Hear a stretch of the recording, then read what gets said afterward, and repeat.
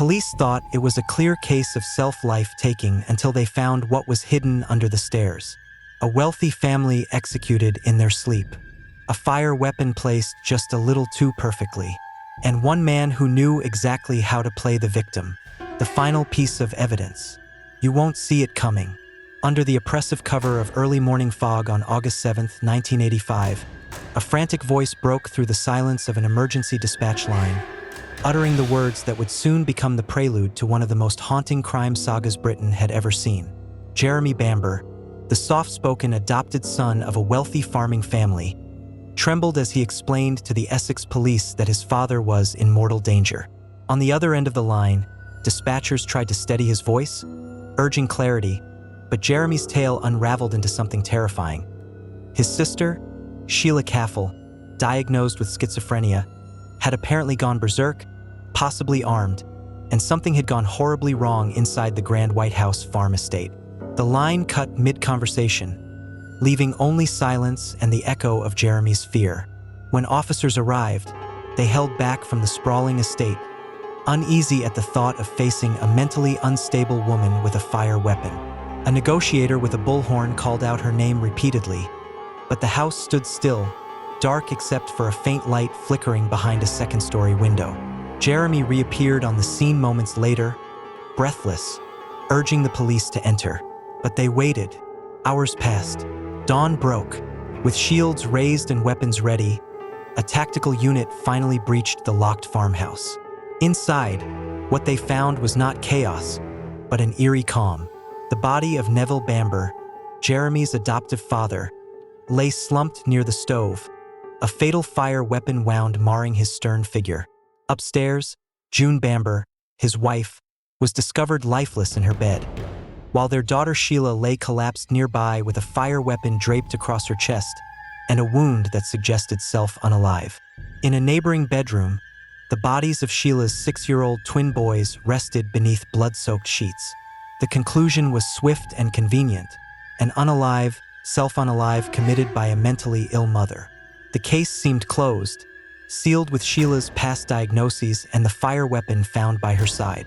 But one man, Detective Stan Jones, couldn't reconcile the evidence with the official version. Something gnawed at him. The crime scene was too staged, too calculated. Sheila had fired 25 rounds, yet the weapon held a 10-round magazine. To discharge that many bullets, she would have needed to reload twice. But the ammunition was stored downstairs, and Sheila's long, manicured nails bore no damage. Odd for someone fumbling through reloads under duress.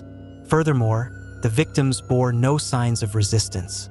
Could a mother, after an argument with her parents, methodically unalive her entire family, then herself without a single scream or struggle? Even more unsettling was the discovery that the farmhouse, thought to be sealed, had a faulty window latch that could be silently opened and shut from the outside. Underneath the staircase, hidden in the darkness, lay the smoking fire weapon. Not just metaphorically, but in a literal cache of secrets that undermined everything the police thought they knew. It was there that new forensic evidence suggested another narrative, one pointing away from the scapegoated Sheila and toward Jeremy himself. The man who called the police, the man who expressed concern, the man who had the most to gain. 10 years earlier and thousands of miles away, a different nightmare unfolded in the town of Amityville, New York, forever branding its name in the annals of American horror. At 112 Ocean Avenue, Ronald DeFeo Jr. calmly ascended the stairs of his family's Dutch colonial home with a .35 caliber Marlin fire weapon in hand.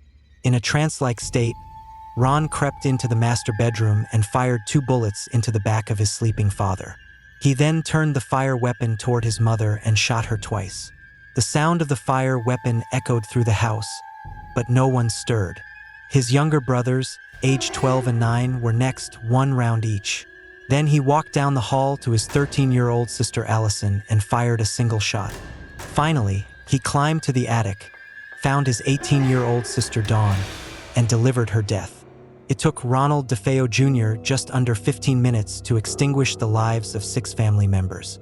Then he casually left the house, jogged to a nearby bar, and feigned shock, claiming he had just discovered their bodies. But the ruse crumbled quickly. Within hours, Ron confessed, telling police, "I unalived my family." But if that were all there was, the story would have ended in court with a gavel and a life sentence. Instead, what followed was a tale twisted by darkness. Toxicology reports revealed no drugs or sedatives in the victims' systems. Yet no one had moved, screamed, or fled. The Marlin fire weapon was thunderously loud. Tests confirmed its report could be heard over a mile away, so how had no one heard the first shots? The answer, according to Ron, lay beneath the stairs in the basement. He claimed that hours before the massacre, a demonic presence had emerged from the shadows beneath the stairwell, whispering, "Catch them, unalive them," over and over, until Ron felt himself leave his body, possessed, a puppet of some ancient evil. The demon, he said, took control. Whether this was a desperate alibi or the truth no one could comprehend, it became the seed of the legend that grew like ivy over the house. A year later, the Lutz family moved into the vacated DeFeo residence. 28 days later, they fled in terror, reporting cold spots, voices, levitating furniture, and glowing red eyes from the basement. Paranormal investigators Ed and Lorraine Warren entered the scene, declaring the house infested with malevolent spirits. One of the photographs they captured that night, an image of a ghostly boy with glowing eyes peering from a doorway, would become one of the most chilling paranormal images in American folklore. The house, still standing today, continues to be sold and resold, its occupants unable to endure the torment said to reside within its walls. Decades before either of those nightmares, in a quaint home in Villisca, Iowa, the Moore family settled into slumber on June 10, 1912, unaware of the horror hiding just above them. Inside the attic, a stranger lay in wait, having slipped into the house during the day and hidden among old furniture and rafters. As midnight passed, he descended into the hallway, axe in hand. He bypassed the children's room and entered the master bedroom. There, he brought the blade down on Josiah Moore's skull with such force that it left gouges in the ceiling. As blood sprayed, Sarah Moore awoke to the life-taker's gaze before suffering the same fate. With clinical silence, the life-taker proceeded to the children's room. One by one, he slaughtered them, covering each with a blanket. He descended to the guest room, where the Stillinger sisters were sleeping over, and repeated the gruesome ritual. Each victim was bludgeoned until unrecognizable, then respectfully veiled, as though the murderer mourned them after the fact. But he wasn't finished. The life-taker returned to Josiah and Sarah and hacked at their already lifeless bodies until they resembled nothing but pulp.